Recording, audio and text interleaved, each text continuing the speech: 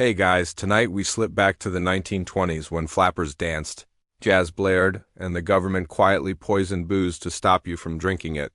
It's a warm night, the kind that smells faintly like city smoke and bootleg whiskey. You lie back in bed and let yourself float, not forward, but back drifting into the era of cloche hats, moonshine stills, and one of the strangest public health crises you were never taught in school. Yeah, this one's real.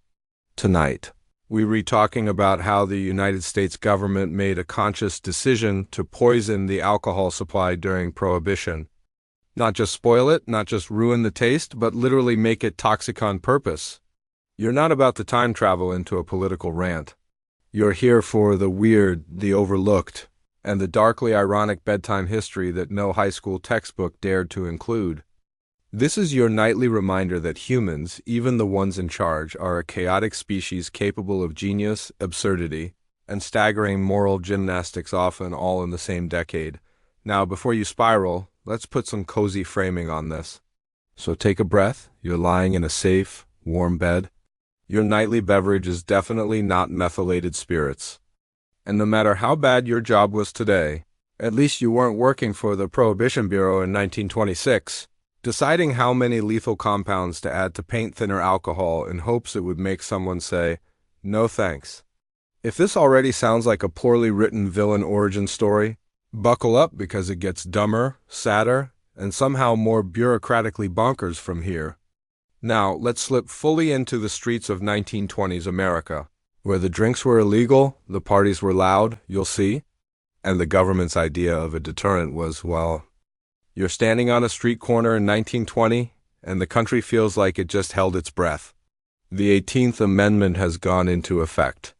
Prohibition is now the law of the land, and suddenly the sale, production, and transportation of alcohol is illegal. The idea, pushed by a coalition of religious groups, temperance crusaders, and people who deeply misunderstood how humans work, was that banning alcohol would magically eliminate crime, poverty, domestic abuse, and that guy on your block who sings sea shanties at 3 a.m. in his undershirt. The federal government allowed alcohol for medicinal purposes, which meant doctors started writing more whiskey prescriptions than cold remedies. You could literally walk into a pharmacy, cough twice, and walk out with a bottle of bourbon purely for your health, of course. Well, mostly, we'll get to that part. But they do realize something. They control the supply of industrial alcohol used in factories, cleaning products, and even perfume. People call it the noble experiment, which already sounds like something you'd regret after 3 days in a broken lab beaker. That's not enforcement, that's jazz-fueled denial. What actually happens? Historians are divided. Some say it was a noble idea poorly executed, make it undrinkable. Drive the point home with chemical conviction. But then the ingredients list gets darker: methanol, formaldehyde, gasoline, you name it. You're now at a raucous party in Chicago, 1925. Flappers are doing the Charleston. Someone's playing a trumpet far too close to your face, and you're sipping something called rail gin from a chipped teacup. No one knows exactly what's in it, but the host swears it came from a guy who knows a guy in Jersey, and then told the cops, well, I warned him. Substances that don't just make you sick, but can kill you. Others say it was a fantasy that ignored basic human nature. One thing everyone agrees on? It created a public relations disaster. No one tells you that the bootleggers haven't filtered it properly. No one tells you until someone starts seizing on the floor and an ambulance doesn't come. You see it almost immediately. Breweries go dark publicly. Secret distilleries light up in basements. Gangs, small-time hustlers, and even the neighborhood pharmacists start getting very entrepreneurial. You've got bootleggers dodging cops, speakeasies opening faster than Starbucks in 2006, and corrupt politicians pretending not to notice anything as long as their glass stays full. Here's your historical fact. Within just a few years of Prohibition starting, there were over 30,000 speakeasies in New York City alone. On one side, you have moral crusaders telling you the world will be saved if everyone just drinks grape juice. On the other, you have everyone else trying to figure out how to party without getting arrested or poisoned. One of the most ironic tidbits? And now the scholarly debate: was Prohibition doomed from the start, or could it have worked with better planning? So here you are, curled up in this Prohibition-era America, and you start to feel the tension. Because here's the twist. The U.S. government knows people are still drinking. They know they can't stop it, and someone gets an idea. A very bad idea. Hey, they say, what if we added a little something extra to that industrial alcohol to make people stop drinking it? You're watching history tilt. The plan sounds simple. If people keep stealing industrial alcohol and redistilling it for illegal consumption, then let's ruin it for them. And at first, it's just gross-tasting stuff, things like quinine, soap, and kerosene. Here comes the first joke of the night. It's like if your roommate kept stealing your soda, so you replaced it with antifreeze. Still sleepy? Good. Let's get cozier. Spoiler, that's not comforting. The thing is, no one tells you the government stepped up the poison game, but we're getting ahead of ourselves. You'll see the real fallout in a minute. For now, just remember the phrase that will haunt the rest of this journey. They drank it anyway. You're in a federal lab now, white tiles, sterile smells, the quiet hum of 100 bad decisions. The year is 1926, and the war on alcohol has taken a chemical turn. These aren't mad scientists. They're career professionals, lab-coated, logical, and disturbingly calm about what they're doing. Here's where things get real strange. You, lucky soul, are shadowing the chemists hired by the government to oversee the denaturing of industrial alcohol. At first, denaturing means adding bittering agents, things to make the alcohol taste awful. Turpentine, soap, nasty, but mostly harmless. Enter methyl alcohol methanol. It's used in antifreeze, paint remover, fuel. It's not just disgusting. It's lethal in small doses. The body converts methanol into formaldehyde and formic acid. That's right, your drink now comes with bonus embalming fluid. But someone in a tie and too much power starts to notice that bootleggers are clever. Most of them failed. Some accidentally made it worse. So yes, your underground cocktail might have notes of lavender. And blindness. They're redistilling this nasty mix, filtering out the soap and selling it back to thirsty folks as good enough. It smells sharp, like varnish. A sleepy-eyed technician shrugs and says, well, if they're gonna drink it, they'll learn. Efficiency. The government didn't just let it happen. They designed the system that made it inevitable, so the goalposts move. A bartender pours from an unmarked bottle with the same care you'd use on a science experiment. No label, no origin, just hope and denial. Someone jokes that if you go blind, at least you won't have to see Prohibition anymore. No one's sure if he's drunk or dying. A cab is called, but it's too late. This isn't rare anymore. He circles a paragraph, sighs, and files it away. You've stepped into a city that's quietly counting its casualties, one poisoned glass at a time. Let's up the ante, says the U.S. Treasury Department. Mayors are known to enjoy a good bootleg scotch after a long day of banning it. The announcer sounds tired, like he said this before. Because he has. You watch the chemists prepare new formulations? The official goal, deterrence, the unofficial effect, bodies. Some historians say it was never meant to kill, just to disgust. It felt distant like a lightning strike or a bad oyster. Until it wasn't. Others argue the sheer persistence in using known poisons crosses a line into state-sponsored manslaughter. Historical fact time. By the end of 1926, it's estimated that around 10,000 people would die from drinking poisoned alcohol during Prohibition. Quirky tidbit? In an effort to counteract the poisonings, some bootleggers hired their own amateur chemists, often former perfume makers or soap manufacturers, hoping they could clean the methanol out of the mix. And the scholarly debate rages. Was this chemical warfare on citizens or just a tragically misguided deterrent? You lean over a lab bench and stare into a beaker of viscous amber liquid. Here comes your first little joke. The government tried to save your soul by killing your liver. You exit the lab and find yourself in a cramped New York speakeasy. It's dim, smoky, and a little too damp. Another joke? The federal government is so busy poisoning alcohol, it barely notices the roaring corruption. Agents take bribes, judges look the other way. By now, you're probably wondering, why didn't people stop drinking? Why didn't the danger scare them off? because this wasn't a casual habit, this was culture. It was rebellion, it was survival for some, escape for others. And the threat? You walk down the alley behind the speakeasy. There's a man slumped against a brick wall, wheezing. You pause, listening. Somewhere, a radio crackles with news of another death blamed on tainted alcohol. And somewhere in D.C., a government official sits at a desk, reviewing a memo about bootleg-related fatalities, because the policy isn't changing. Not yet. You're back in a speakeasy, but the mood's changed. The music is softer now, less jazz, more hushed conversations. It's late 1926. Federal agents, bold in their shiny badges and slightly tipsy on their own power, burst into a crowded club like they're starring in their own noir movie. Everyone freezes, then chaos. Something's off. You feel it in the way people glance nervously at their drinks before sipping, in the tightness of the bartender's smile. In the corner, a man collapses not from panic, not from a fight, but because what he drank an hour ago was laced with methanol. That's just in one city. Multiply that across the country and the scale is chilling. His breath is shallow, his eyes glass over. One agent sees it and mutters, another one, not in horror. You shouldn't have eaten the tuna, citizen. We poisoned it on purpose. In exhaustion.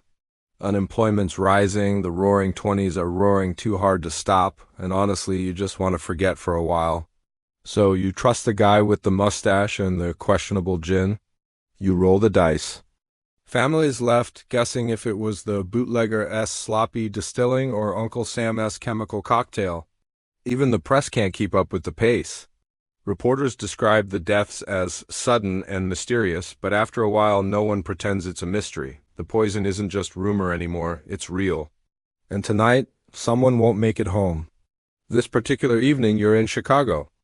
You drift beside the gurney and you're in the Bellevue Hospital, where doctors have stopped being shocked. You pass the same bars, the same doors, but now there's tension in the cracks. The fun is thinning, the danger is no longer hypothetical. And the weirdest part? Most people still don't blame the government. Not yet.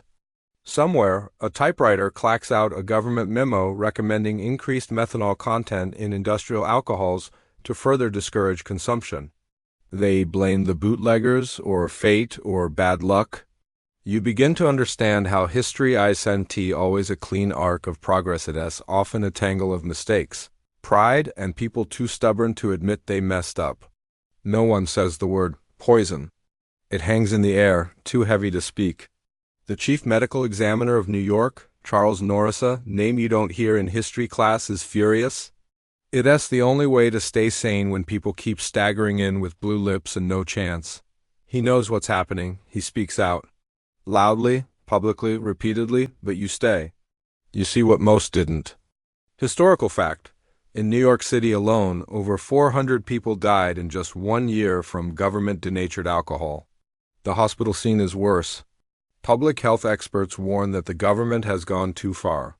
Newspapers start printing editorials with titles like, Our Nation's Poisoning Policy. But Prohibition supporters stand firm. Their logic?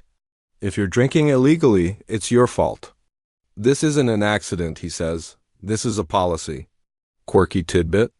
Bellevue staff started referring to methanol poisoning as government liquor flu, black humor in white coats. The scholarly debate becomes a full-blown shouting match. Yeah, imagine applying that logic to seat belts or food safety. Here's a joke for you. The government decided to win the war on alcohol by body count. Cheers. Meanwhile, every day people keep drinking. Why? Because the alternative is bleak, and the bodies start stacking up. Funerals for friends who had one bad drink. You stop by a funeral parlor. It smells like Layla and denial. The preacher keeps the sermon vague. A tragic passing, a reminder to live clean. And still, the government doesn't stop. You take a quiet walk down a city block. There's a hush over everything. Because believing your own country would knowingly poison you? That's a harder drink to swallow than the bathtub gin. You tuck into bed in this poisoned decade, mind reeling from the absurdity. You sigh, you wonder.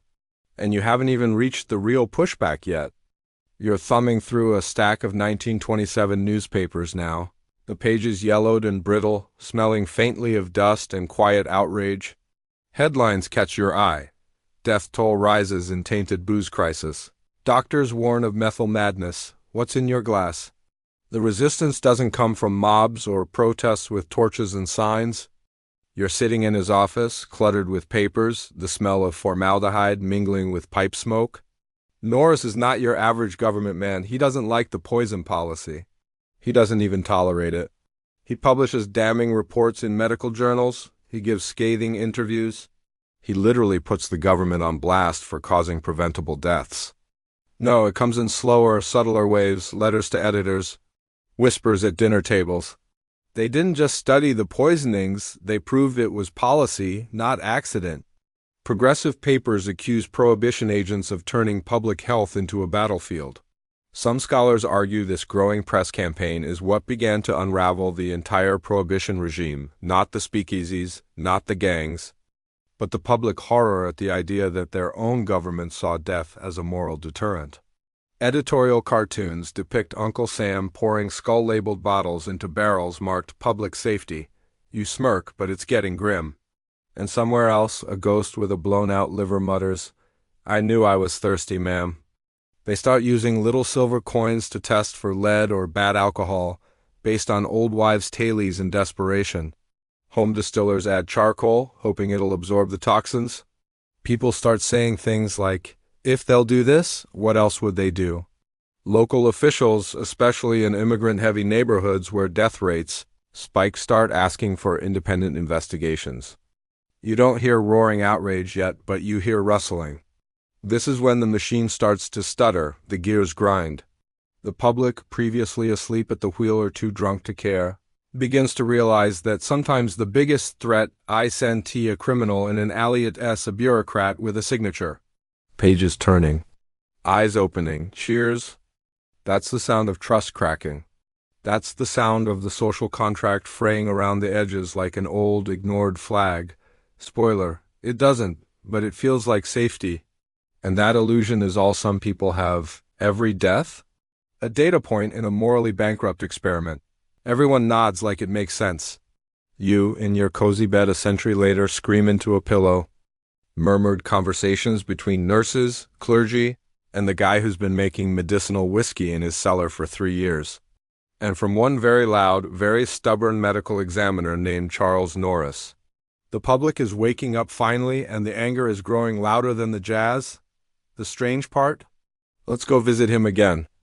And here's your historical fact. Norris, along with toxicologist Alexander Gettler, was among the first in the U.S. to bring forensic chemistry into public view. Meanwhile, you're eavesdropping on New York bartenders trying to adapt. Here's your quirky tidbit. One underground speakeasy began offering bring-your-own-chemist nights. That's not a joke.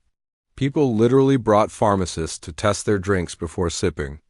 It's like happy hour meets toxicology lab. Still, the deaths keep happening. And people start asking the obvious question out loud. Why is our government still doing this? Here's where the real heat begins.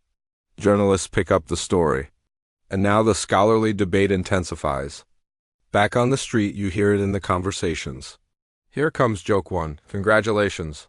The only thing that unites the gangsters and the general public in the 20s is the mutual fear of government chemistry. Joke 2. You imagine a government meeting where someone says, well, we can't outlaw drinking, so let's just kill it a little. Joke 3. Somewhere, a teetotaler tells a reporter they knew the risks. Now, the doctors are raising hell. The American Medical Association begins to question the ethics of poisoning industrial alcohol. Hospital directors file joint complaints. You lean in. You feel the momentum shifting.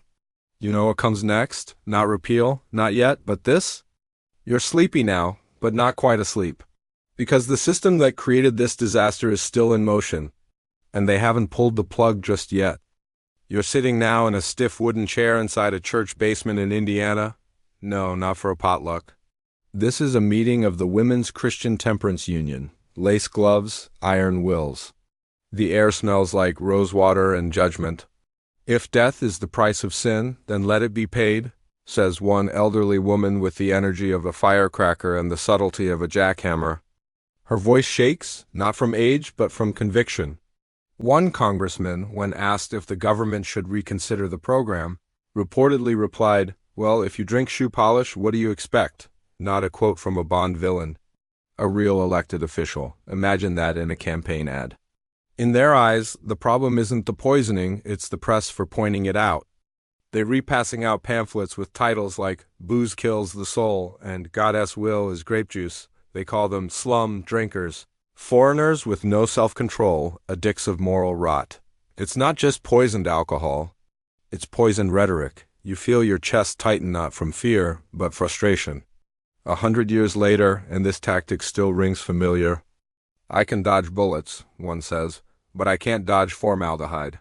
You start to notice something beneath the surface, something older and more dangerous than just bad policy.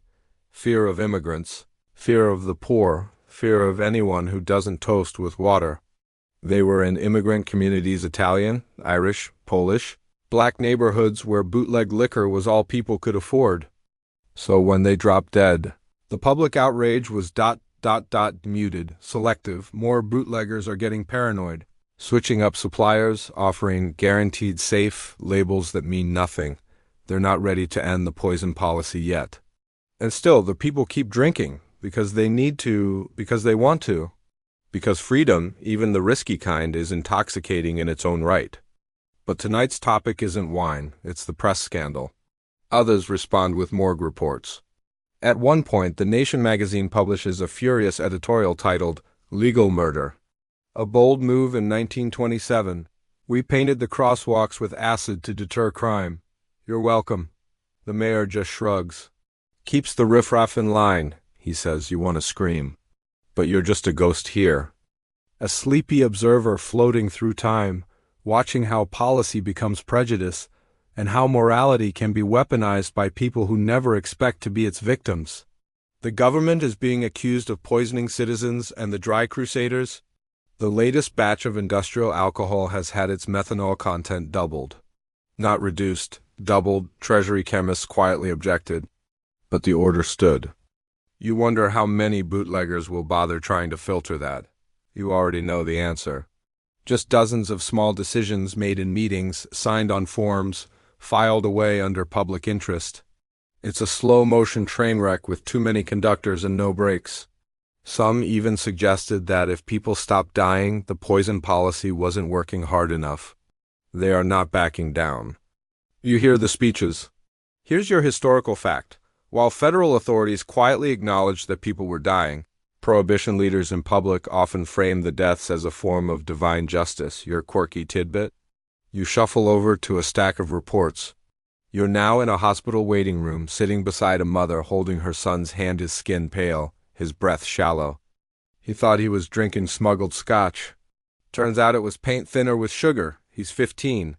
The doctor walks in, shakes his head. No miracle tonight. This is the fallout of moral absolutism. When righteousness is weaponized with formulas and test tubes. You flip open a newspaper to find editorials attacking the victims. The scholarly debate now takes a nasty turn. Some researchers try to defend the policy, arguing that death statistics are inconclusive or exaggerated by pro-liquor journalists. Here's joke 1. Imagine applying the same prohibition logic to jaywalking. Joke 2. Somewhere in Washington, someone scribbles on a notepad, idea, add bleach to beer, then scratches it out. Too obvious. Joke 3. Bootleggers begin joking that their competition isn't other gangs it's the federal recipe book. But there's more behind this pushback. See, most of the poisoned alcohol deaths, they weren't happening at elite cocktail parties. You attend a small-town council meeting. Someone brings up the poisonings. And the weirdest part? No one's really in charge. No single villain, no evil mastermind cackling over corpses. You drift back into the streets. The speakeasies are quieter now. Not gone, never gone, but cautious. You look up. The sky is overcast. Somewhere in Washington, a committee drafts a new memo. The cracks are forming. The legacy is getting too loud to ignore. And repeal is closer than anyone dares to say aloud. It's 1933 now. and you're standing outside a bar in New York City, not a speakeasy, not anymore, a real, legal bar. There's a line of people in hats and coats, grinning like it's Christmas morning. You feel it in the air, relief, joy, and maybe just a little bitterness. Not just the roaring parties, but the bodies too. No hearings, no accountability.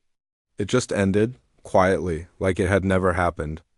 The methanol mixtures were phased out, replaced with less toxic formulas, and the whole thing faded into a historical footnote, if that. You remember the doctors in the funerals held behind tenement windows, the quiet defiance and the louder regrets. Because, yeah, the drinks are legal now, but that doesn't bring anyone back. Some of them are crying. Not because of the whiskey, but because Prohibition is over, the 21st Amendment has been ratified. The noble experiment is dead. Welcome to the 1920s, good luck and good liver function. As the crowds pour in and corks pop, you drift through the memories of the last 13 years. And somewhere, probably a bootlegger filed for unemployment. A professor is lecturing on government ethics and uses Prohibition as an example of unintended consequences. And every now and then someone rediscovers the story with a kind of horrified disbelief. And maybe you're wondering, would they do it again? That's the uncomfortable part, right? Just an official repeal, a few headlines, and the quiet hum of a nation moving on. History's not just a mirror, it's a warning label. And this one's printed in very small type right under the logo. A government so determined to enforce a moral code that it quietly allowed thousands of people to die, just to prove a point. One student raises their hand and says, "Wait, the government poisoned people?" The professor nods grimly. The student doesn't believe him, because why would they? Thousands died. Government policy played a direct role. And yet it's missing from most textbooks. Some historians chalk it up to national shame. Others say it was deliberate omission, too messy, too contradictory to America's self-image as a moral authority. And here's your historical fact. When Prohibition was repealed, there was no formal apology for the poisoning campaign. Quirky tidbit? In the first week after repeal, breweries had already produced over 500,000 gallons of legal beer. People were ready, pages on Al Capone, flappers, bathtub gin, but nothing about the poison policy. Not even a paragraph. Just ... dilence. The scholarly debate now enters its final stage. Why don't we talk about this? You're at a library now. It's modern. Quiet. You pull down a dusty volume on Prohibition and flip through the chapters. Here comes your first joke. Turns out the only thing America can bury faster than its bootleggers is its guilt. Joke 2. Somewhere in a bureaucratic archive, there's probably a memo labeled "Do Not Discuss" in a filing cabinet that hasn't been open since 1929. Joke 3. You imagine a Prohibition-themed escape room where every puzzle just poisons you slightly. You keep drifting past memory, past outrage into legacy. You stop by a college campus in the 1970s. Fast forward again, you're on the internet now. A few niche historians have written blogs, a podcast episode or two floats in the void, because how do you wrap your head around that? You're lying in bed now, back in your own time. So no, there's no cinematic ending here. No dramatic trial, no closing credits with justice served, but you don't have to. Not entirely. You remember now, you know. And in that knowing there's power, there's also room to rest. Take a breath. Let the noise of the past settle. You're safe here, the drinks are clean. The laws make a little more sense. And best of all, no one is sneaking methanol into your sleepy time tea.